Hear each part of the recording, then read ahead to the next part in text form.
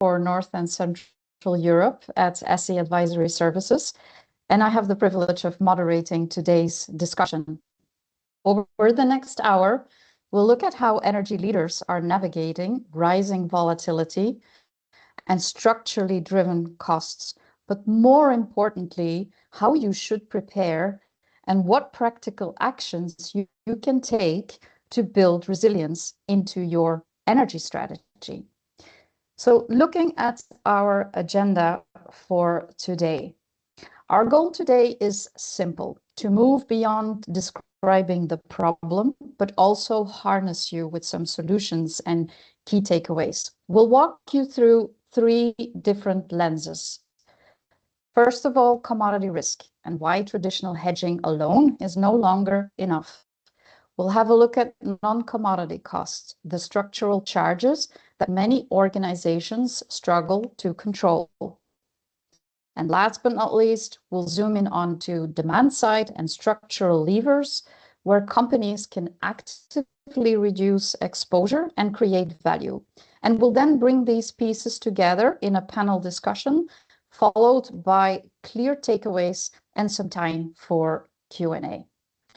A couple of logistics for our discussion before we dive in. We are recording today's session, and you will receive access to the recording later. Please feel free to submit questions at any time using the Q&A tab. You don't need to wait to place your questions until the end. And we'll endeavor to address as many questions as we can during the live Q&A at the end. I am joined today by a great group of experts from SE Advisory Services. I'm joined by Daniel Varga, Risk Manager, who will cover commodity volatility and the limits of traditional hedging, followed on by David Hunter, Director of Market Studies, who will explain the rise of non-commodity costs and how organizations can regain control. And we'll close it off with Remy Deveau, Director of Sustainability Solutions, who will focus on structural and demand-side levers, including efficiency, electrification, and flexibility. Together, they will connect supply-side and demand-side strategies into a unified approach and a harmonized mindset towards developing resiliency. A bit about SE Advisory Services before we dive in. For those who may not be fully familiar with us, SE Advisory Services is Schneider Electric's global consulting practice. Our mission is to serve as a trusted advisor to organizations to help them turn energy, sustainability, and digital ambitions into measurable business impact, combining strategic advisory with data, software, and implementation. And what's especially relevant for today's discussion is our focus on integrated strategies, because in this new energy landscape that we are finding ourselves into, isolated actions simply aren't enough anymore. And with that context, let's look at what has changed and why resilience is becoming a core requirement for energy strategies. Across Europe, organizations are facing a new reality: extreme commodity volatility and rising structurally driven non-commodity costs. When markets behave this way, the controllable parts of your energy spend become more important than ever. Volatility itself sits mostly in commodity markets, but it's forcing organizations to look beyond price and focus on the costs that they can actually control. Today's discussion is therefore about how to maintain control, not just by addressing commodity prices, but through smarter, more resilient energy, holistic strategies. Daniel, I'm going to pass the ball to you to walk us through how commodity risk is evolving and what organizations can still do despite that increasing volatility. Thank you very much, Sarah, and welcome everyone to today's webinar. Indeed, let's jump right into the commodity side of risk and this current uncertain energy landscape that we're going to be dissecting a little bit more today. So if we go to the first slide, we've compiled a couple of the most common challenges that we've seen our clients face when it comes to managing their energy expenditure, their energy exposure. Really overarching challenges and issues that can be quite difficult to solve without really some outside guidance, without some holistic approach to the issue of energy procurement. Of course, you can see a couple of the examples here, but competing aims, competing agendas inside organizations, a lot of noise that really is dumped on us through news, through articles, through analysis, what the market's going to do, what the market is not going to do, and really therefore what the best solution, what the best next action is, and whether action or inaction is a part of that commodity hedging strategy. So of course we see a lot of volatility, and on the second slide we are introduced to this new market environment with a lot of zigzags really, which simply indicate the uncertainties and the underlying risks that have now become the new environment and new reality.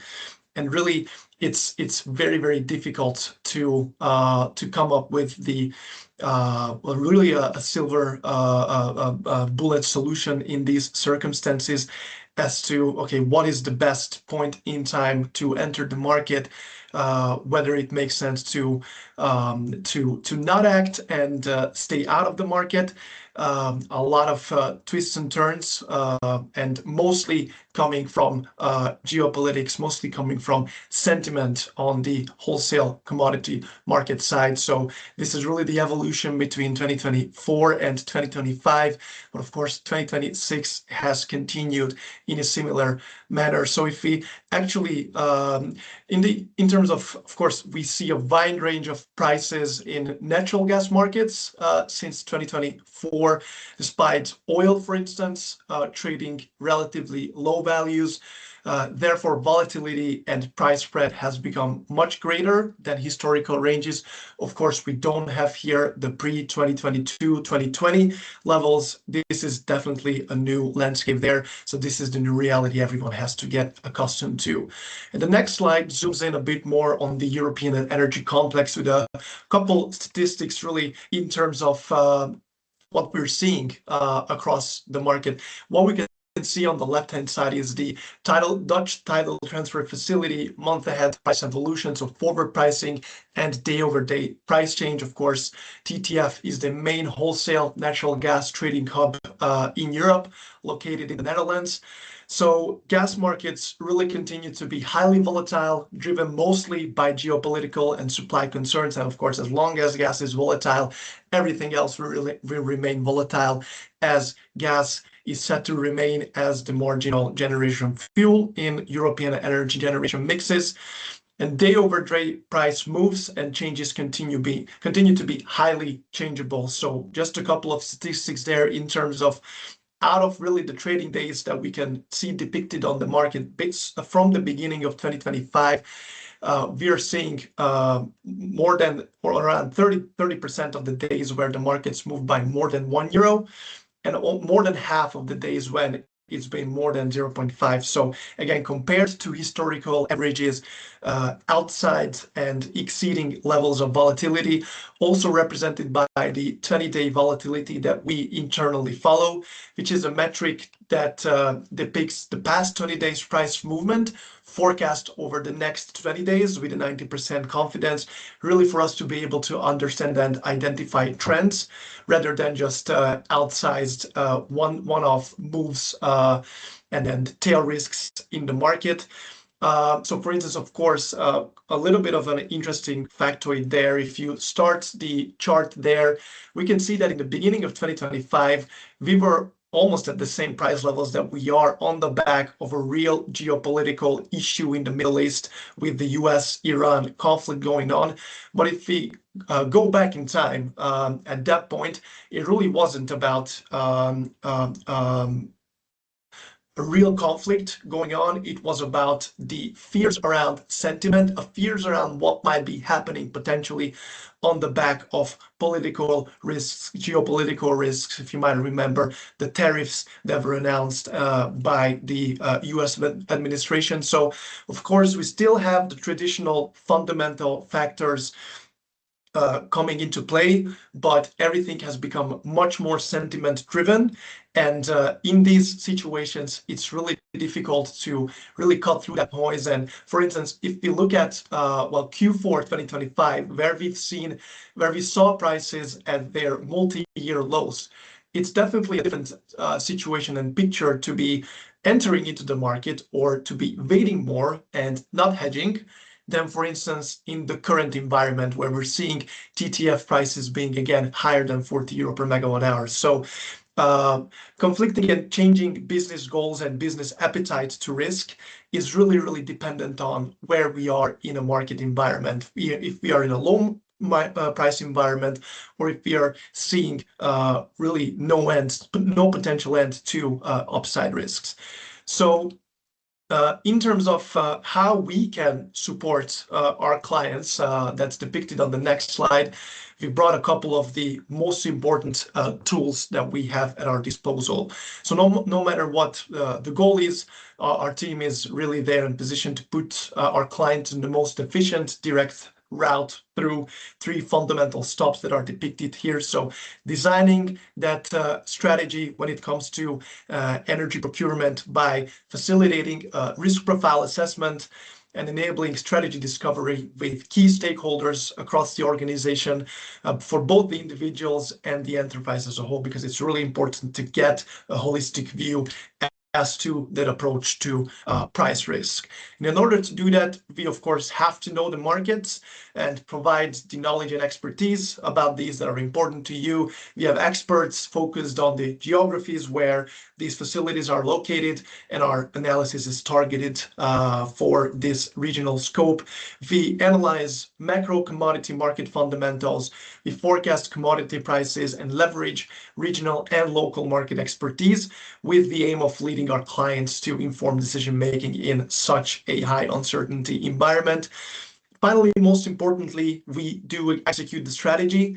This includes evaluating the pros and cons of all alternatives for the organization and applying really the most appropriate tools, models, and methods based on your strategy execution. This will provide our clients with the flexibility to act within certain set parameters that enable for continuous reporting and performance measuring, and also allows for adjustments to be made as needed on the go. So resiliency, again, tying back to Sarah's comments, is one of the keys in a landscape like this. So on the next slide, really, we can see that the key is to be agile and to be able to adapt to these market conditions and challenges with some of the best case practices brought here.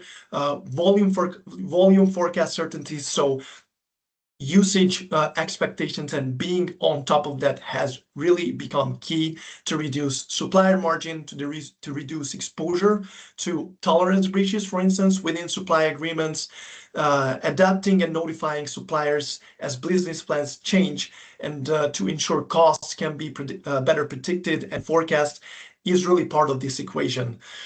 Centralization also helps ensure buy-in from all stakeholders and alignment with corporate goals across all countries and divisions. This is really one of the fundamental aspects that we've seen across our client base also in previous years as a result and as a response to the different crises that we've seen.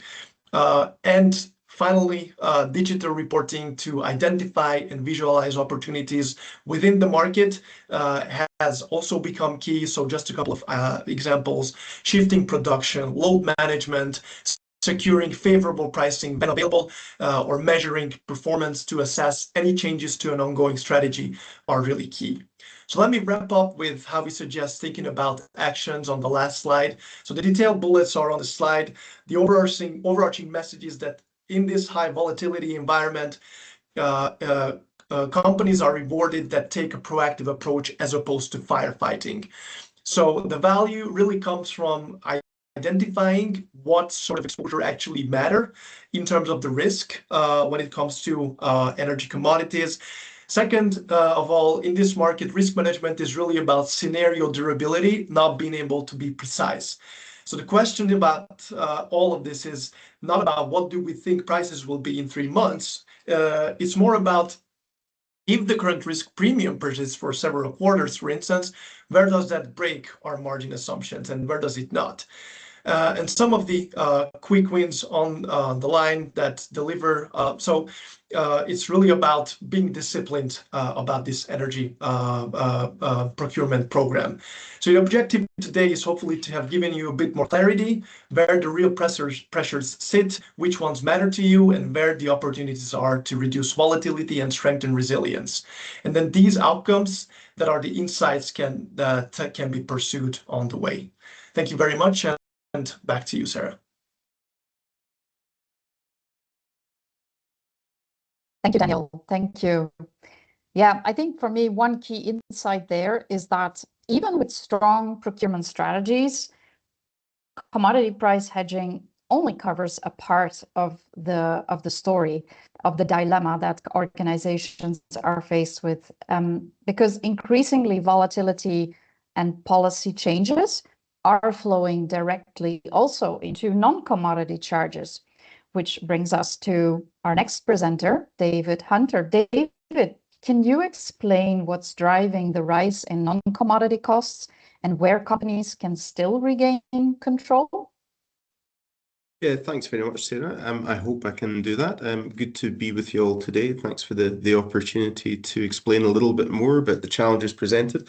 So I think amidst all the volatility in the recent commodity markets over the last few years, as Daniel's kind of articulated pretty well, sometimes we don't perhaps pay enough attention to the other elements of charging that make up the energy supply invoice and budget.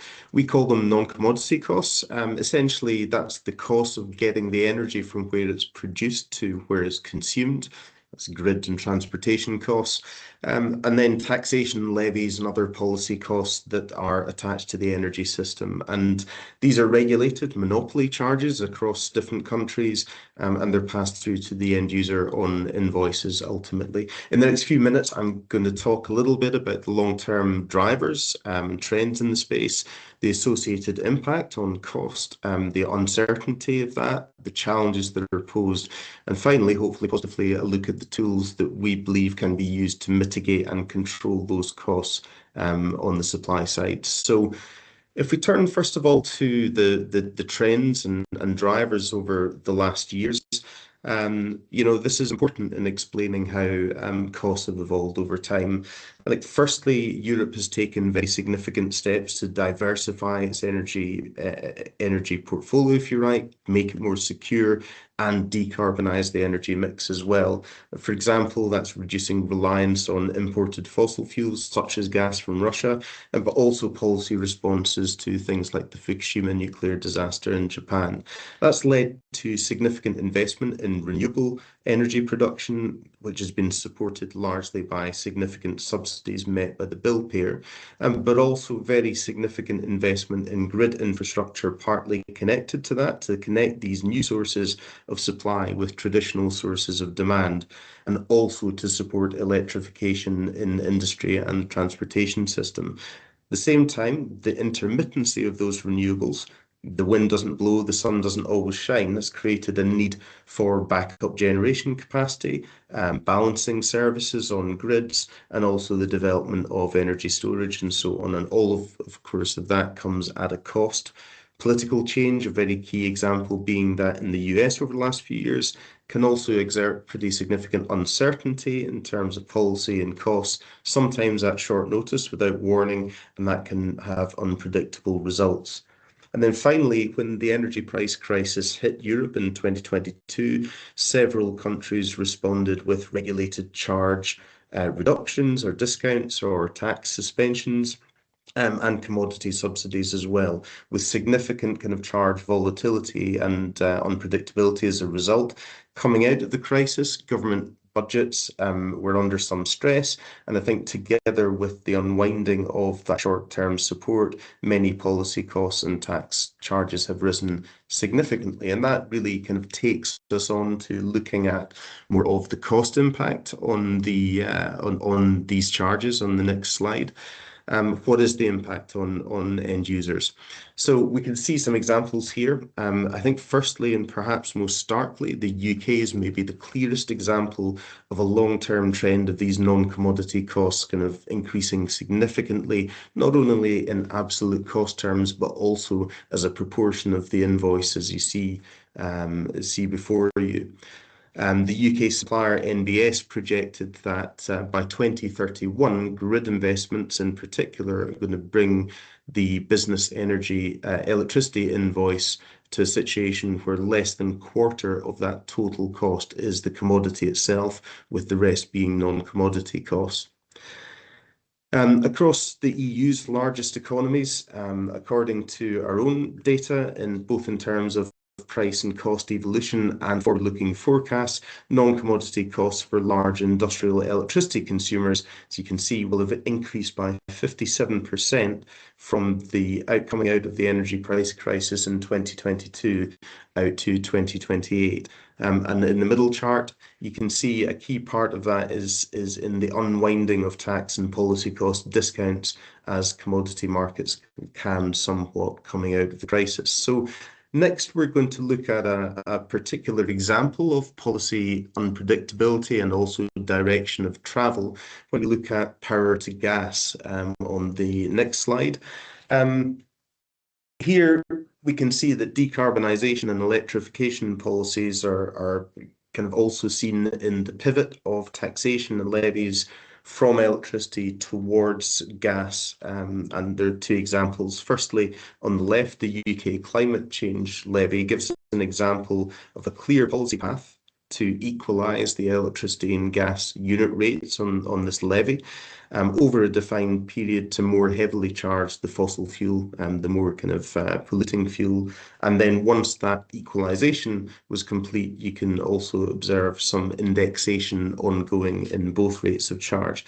In the French example on the right-hand side, you can see by contrast a different and less linear evolution. So during the energy price crisis, this is a clear example of the electricity tax here being minimised as a result of policy support before returning with a vengeance in 2024.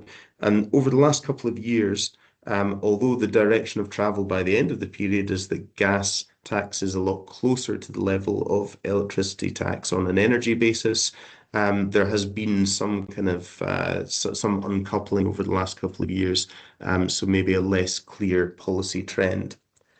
So next, we're going to look at some of the complexity and the challenges involved in navigating non-commodity costs.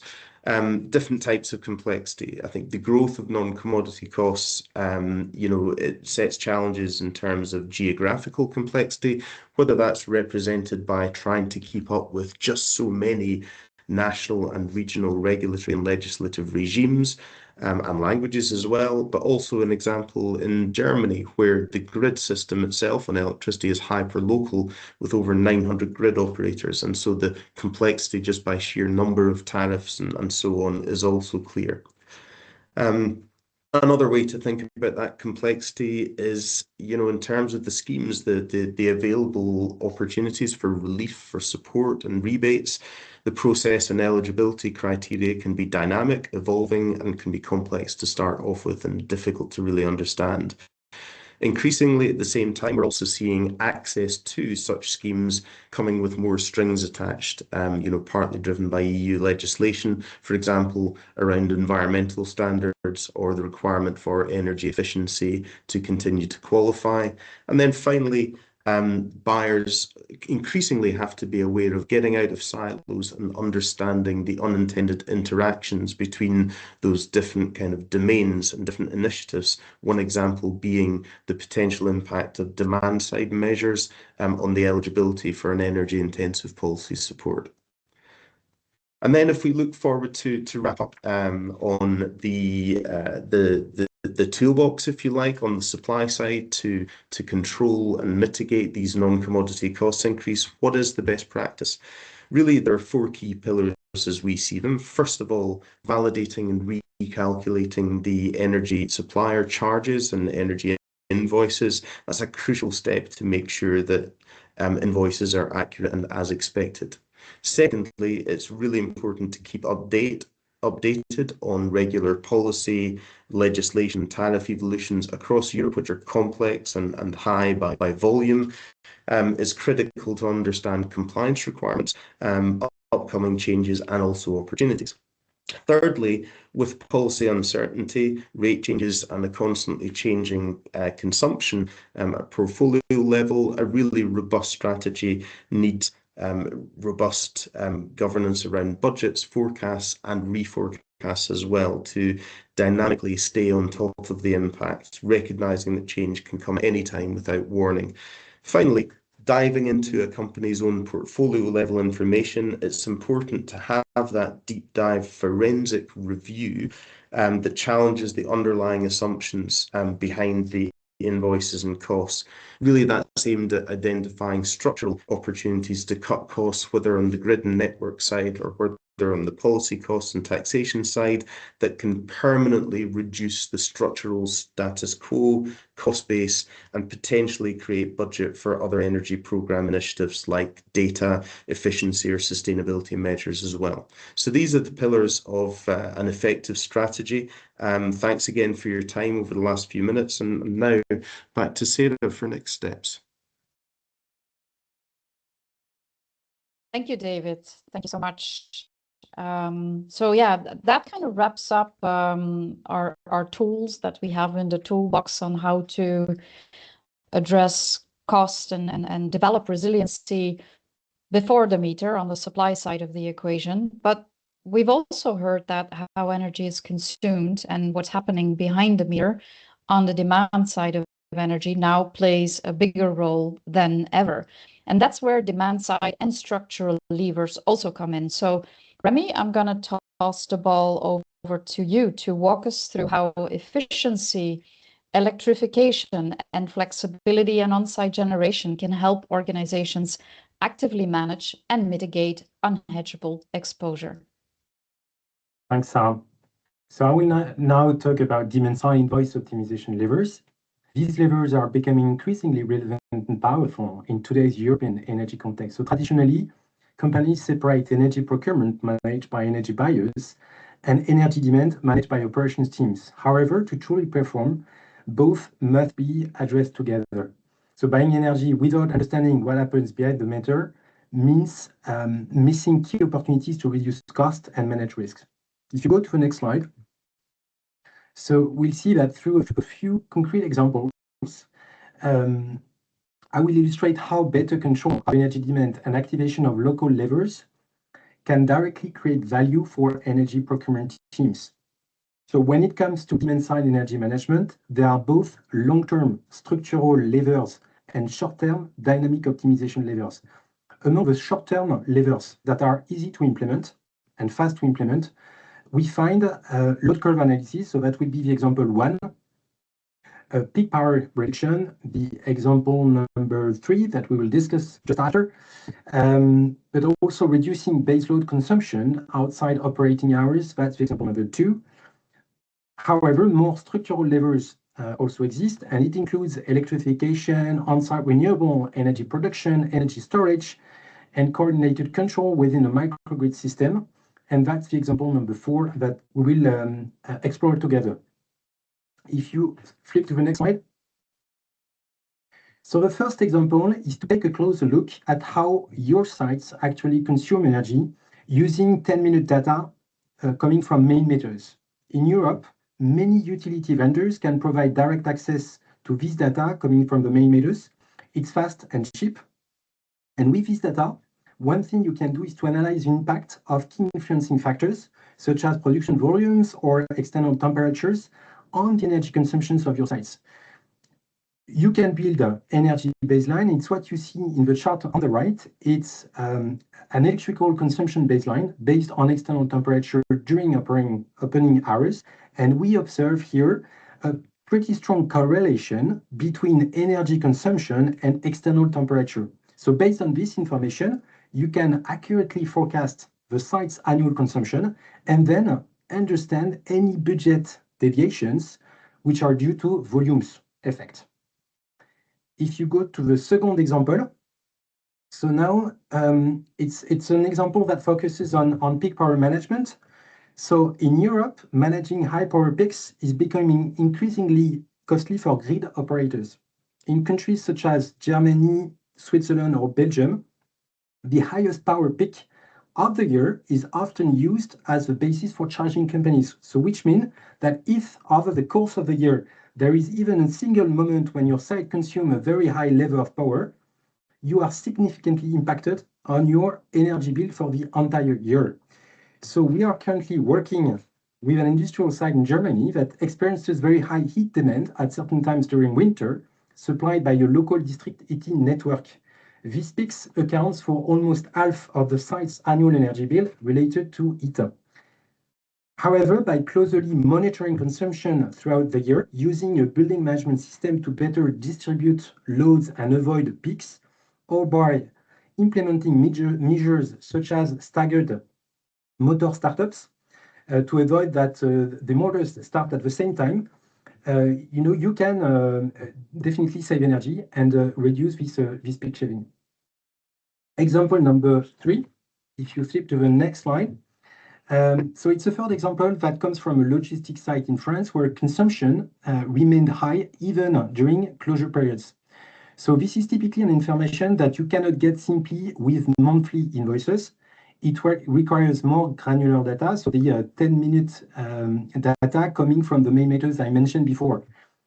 The chart on the right shows heating consumptions, which are very close during opening and closure periods, meaning the site is still heat up when there is no activity during winter. So here, by simply activating a reduced mode in the building management system, when the site is not operating, you can deliver immediate energy savings. And it's definitely something that energy procurement managers can do in their connection with the site operations team. Then a fourth example, if you go to the next slide. So a more structural lever here. So this final example is a site equipped with solar panels and a battery. It's in Germany, it's for a logistics site. Solar generation directly reduces the need to purchase electricity from the grid. And with the microgrid control system, the site can also unlock energy flexibility. So what it means is that this means selling flexible capacity to the grid operator, maximizing grid consumption when electricity prices are low, and minimizing grid consumption when, on the contrary, prices are high by using the battery or shifting consumptions. So depending on the site configuration and the country, this flexibility can generate significant financial benefits as well for any type of site. So the last slide, if you go to the last slide, is the conclusion. So as a wrap-up, a resilient energy cost strategy must combine supply and demand side levers to fully capture the opportunities of today's European energy landscape. So it's equally important to understand your buyer profile, the way you purchase energy, as well as your consumer profile. So it's how you consume energy and which value creation levers you can activate to buy more effectively and reduce cost locally. A cost optimization strategy relies on the 3 key pillars you see in the middle of this slide. So on the demand side, the first is to access to data to gain clear visibility into site consumption behaviors. The second is implementing operational performance actions to smooth demand and reduce excessive consumption. And the third is developing on-site renewable energy generation and energy storage whenever relevant to reduce dependence on the grid and fully leverage flexibility options. Together, these actions enable better purchasing decisions. It reduces exposure to price volatility. It brings lower cost and in some cases even generate additional revenues. So ongoing energy market evolution will reinforce the attractiveness of these optimization levers in the coming years. And in conclusion, I would say that it's critical for energy procurement teams to work closely with operation teams and adopt a global energy management strategy leveraging both supply and demand opportunities. It will deliver better cost control, will reduce risk exposure, and support your decarbonization objectives. Some organizations are even going one step further by creating dedicated energy departments that bring together procurement, operation, and also Scope 1 and Scope 2 prediction teams to optimize all available levers simultaneously. That could be the way forward for many companies. Over to you, Sarah. Thank you. Thank you, Remy. Super, super insightful. So we've deliberately spent this session so far looking at these three different dimensions of energy cost exposure, and we've broken them down into commodity exposure, non-commodity structures, and demand-side levers. And so whilst these dimensions are clearly intertwined, it still might be early days for many organizations to talk about how to concretely integrate these dimensions into one single roadmap with prescriptive actions. So rather than delving into this level of depth right away, I'd like to bring us all together for a discussion and focus on the strategic direction, on the North Star that a future energy strategy needs to be heading towards in the future, and how leaders should start rethinking their approach in this new environment. So so let's go into to an exchange here, team, and I'm going to start us off with the following question. So based on what you shared today, it's clear that traditional energy strategies that are often built around commodity price management at its core, it's clear that these traditional strategies are struggling in this very diverse and volatile environment. So without getting necessarily into specific solutions, what do you see as the biggest limitation of how organizations currently think about energy risk and cost? And maybe I'll toss the ball to either Daniel or David. Yeah, thanks, Sarah. I'm happy to start us off. Maybe I'll tie it a little bit back to what Remy was also saying in terms of those silos in the companies with procurement teams might be having conflicting or different targets or goals than finance teams, for instance, or some of the competing goals between the central functions of the company with the regional stakeholders. So this is something that again can lead to siloed decision making, and then on top of that, it can lead to not having a clear understanding of really how, as one company, as one business organization, the risk profile or the risk tolerance to really what's going on around us in this current landscape is. So bringing everything and everyone into alignment is, and the lack thereof has been one of the biggest limitations that we've seen, at least in the risk management team. And probably I can give an example here. So we have one client who I'm quoting here, basically, who said that had it not been for ST Advisory Services, our procurement governance centralization efforts would have taken 10 years instead of 1.5 after the energy crisis of 2022. So that's highlights that we can really help our clients with centralization efforts, and then B, the speed, because in this current landscape, speed has really become the new currency. So being able to adapt and be resilient has become key. And of course, I could name a lot more here, but I'll also let David maybe mention a couple more.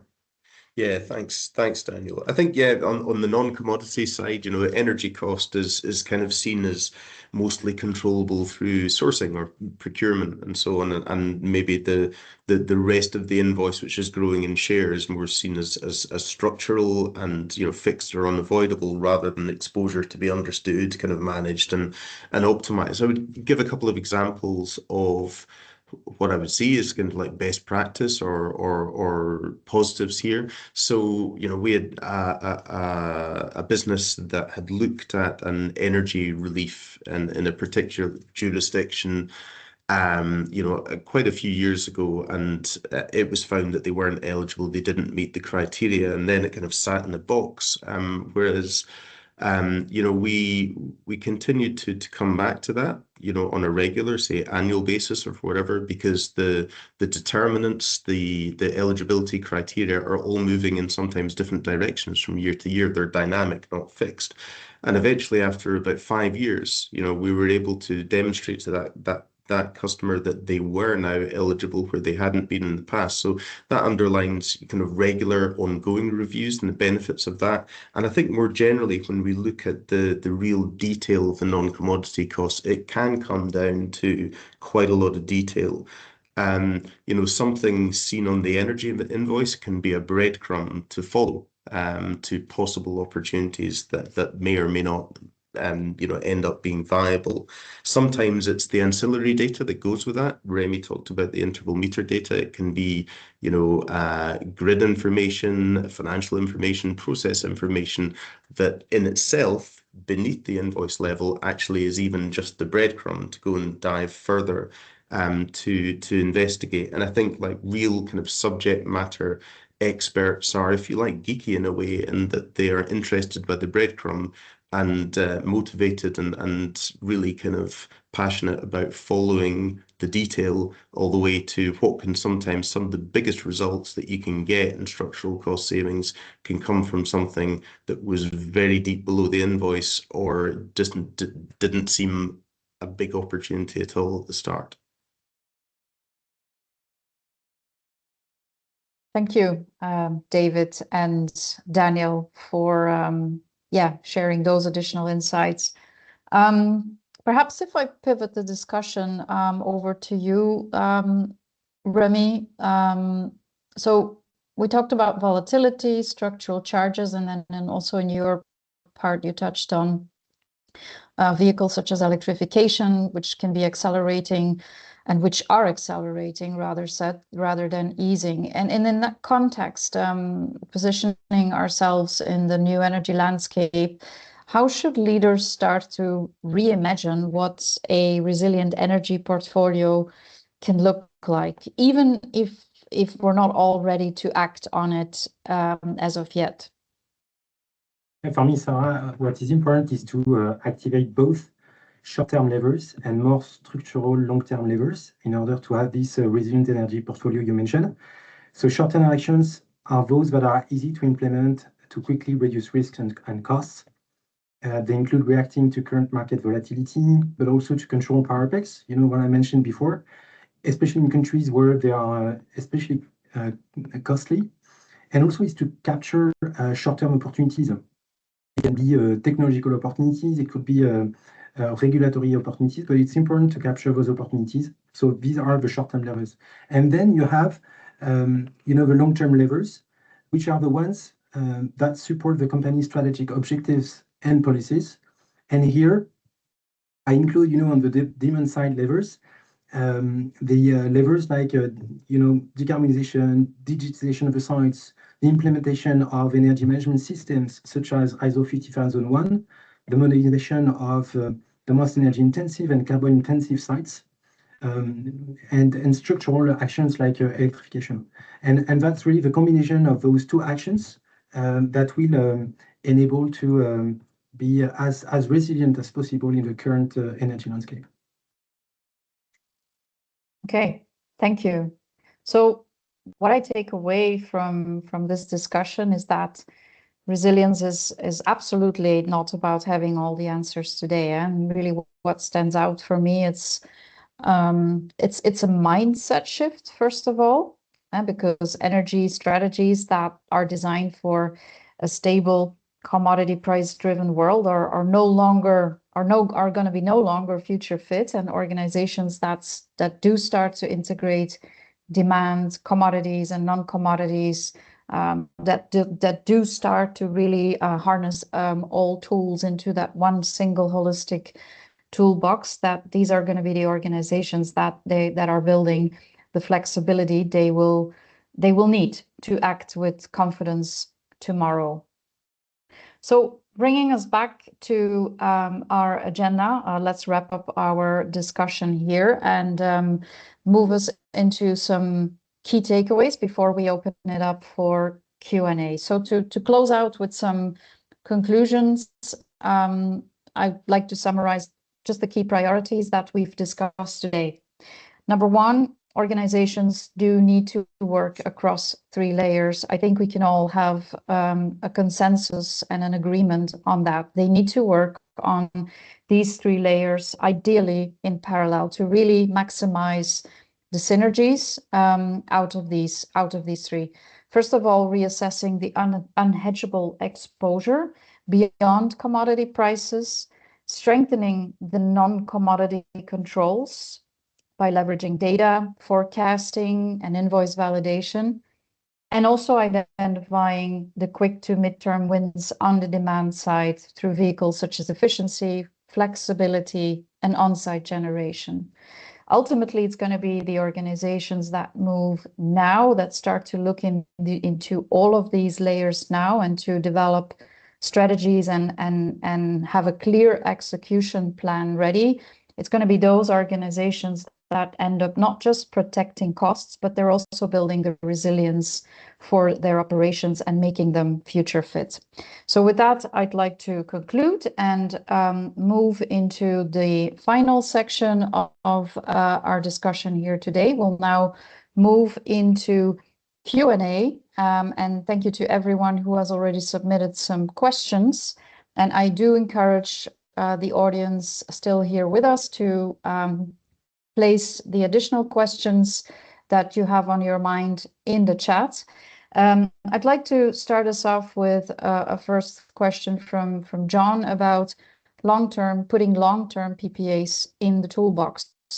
And I guess, Daniel, that's a question I'm going to be placing with you. So John's question is, where do you see the use of long-term PPAs in the toolbox to provide some aspect of commodity price certainty?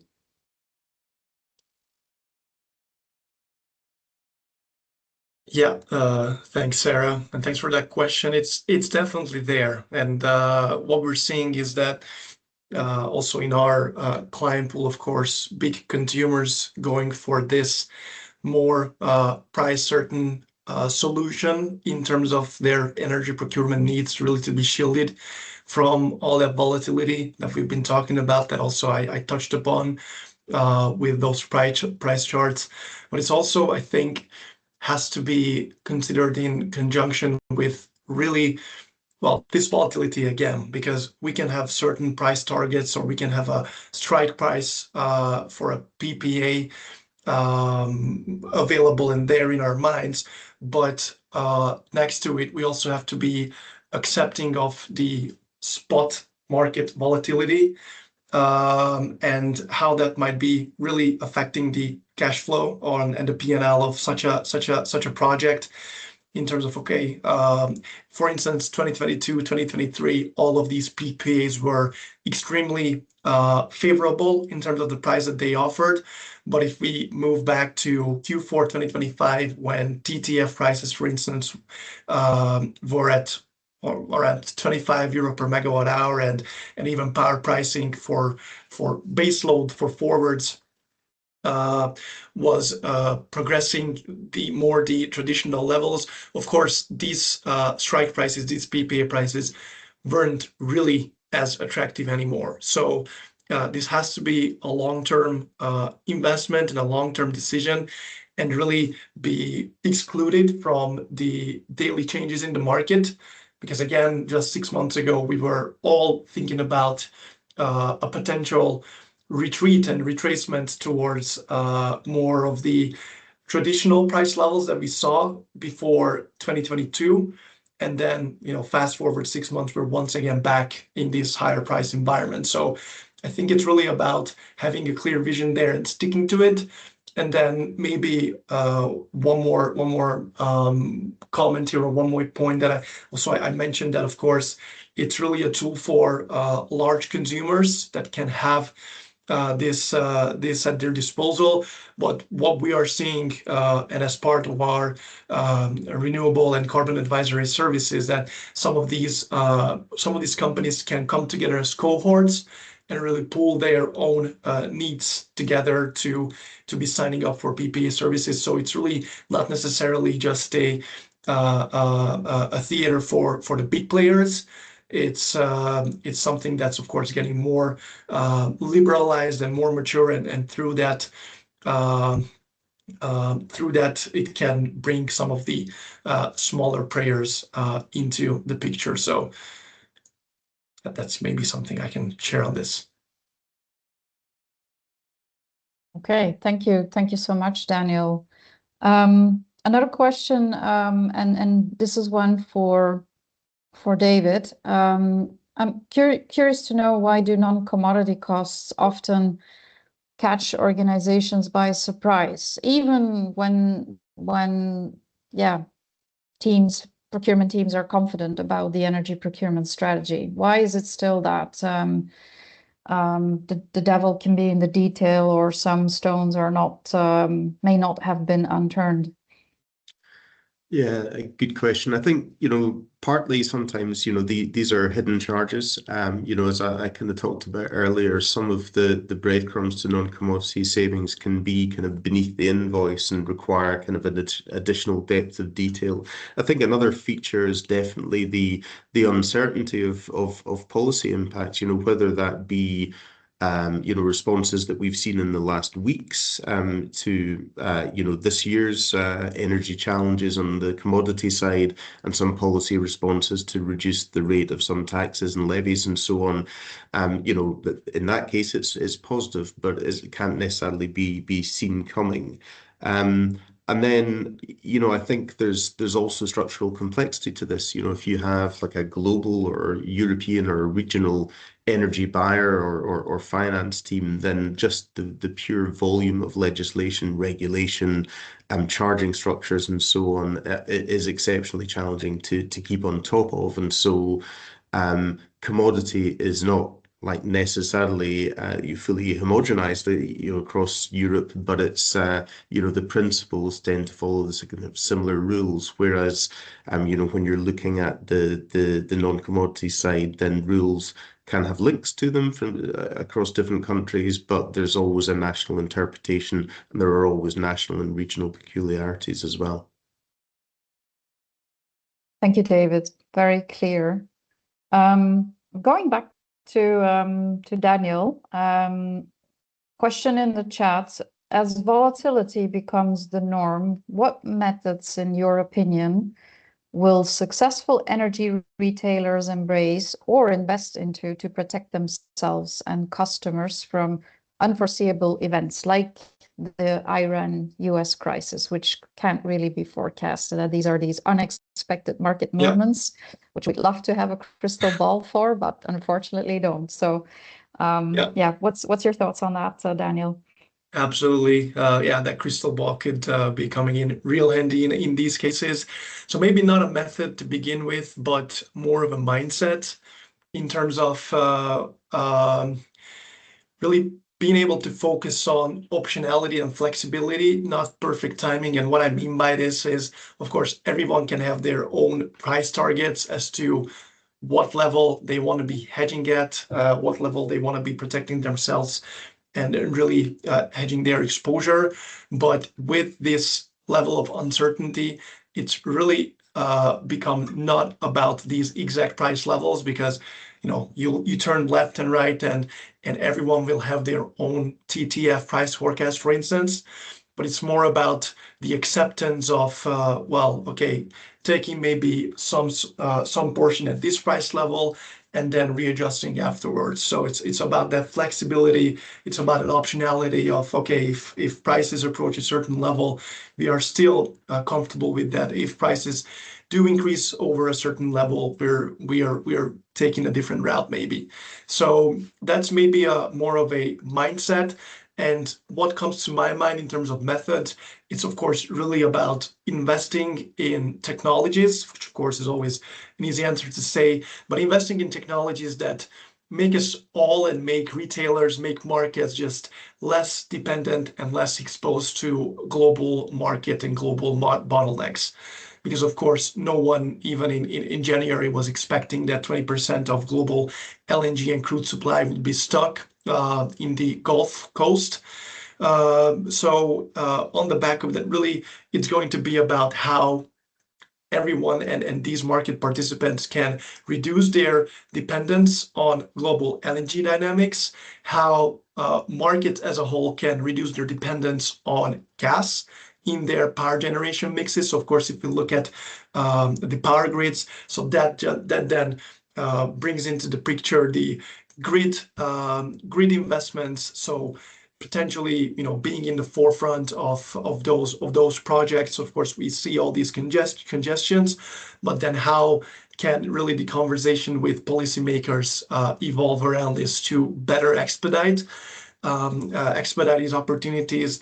Of course, looking at the battery technologies as to a potential, alternative on the power side of things. We have significant gas storage capacities in Europe, but for instance, if we stick to Europe here, how can we become better at that when it comes to storing electricity on the back of this renewable boom? So those are maybe some of my 2 cents.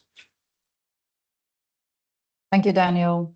And maybe a last one for Remy to round it off. Remy, curious to pick your brain on why are demand side solutions becoming now just as important as procurement, as supply side solutions when it comes to managing energy costs? Absolutely. What we've seen today is that energy costs are not only driven by price. It's also driven by the demand, and we see that there is a growing share that now comes from demand-related factors. I would like to give you one example. We see more and more negative electricity prices on European markets, which highlights the growing difficulty of balancing supply and demand at all times. So which means that companies with a strong load shedding and flexibility capabilities will become increasingly attractive to grid operators. The thing is that if you want to develop these capabilities, you need first to have a very solid understanding of the market. What are the options, the contractual options you can get, and what revenues you can get from these flexibility options. Try to flexibilize your consumptions in order to increase your energy demand while the prices are low or negative. But on the other side, you also need to understand what are the flexible levers that you get at site level, and it's how you will get the maximum of these revenues. So it's just an example that I think will grow more and more of the importance of taking into consideration those demand side and not only the supply side alone. Thank you, Remy. Thank you for taking that last question. And that really, in the interest of time, that really brings us to the end of the questions, of the time for questions. I think there might have been a few questions that we haven't been able to answer, but we will follow up on your questions separately in the chat. So you will hear from us after the session. So with that, I'd like to wrap it up for today. Thank you all for joining us today, and big thanks also to our speakers for sharing their insights. And if you'd like to continue the conversation with us, of course, feel free to reach out to us using the contact details on the screen. Please scan the QR code and get in touch with us. And yeah, that leaves me with nothing else than to wish you all a great rest of the day. And we are looking forward to continue the conversation with you if you're interested to dig deeper in any of the topics that we have been sharing with you today. Thank you so much, and have a great rest of the day and week. Thank you.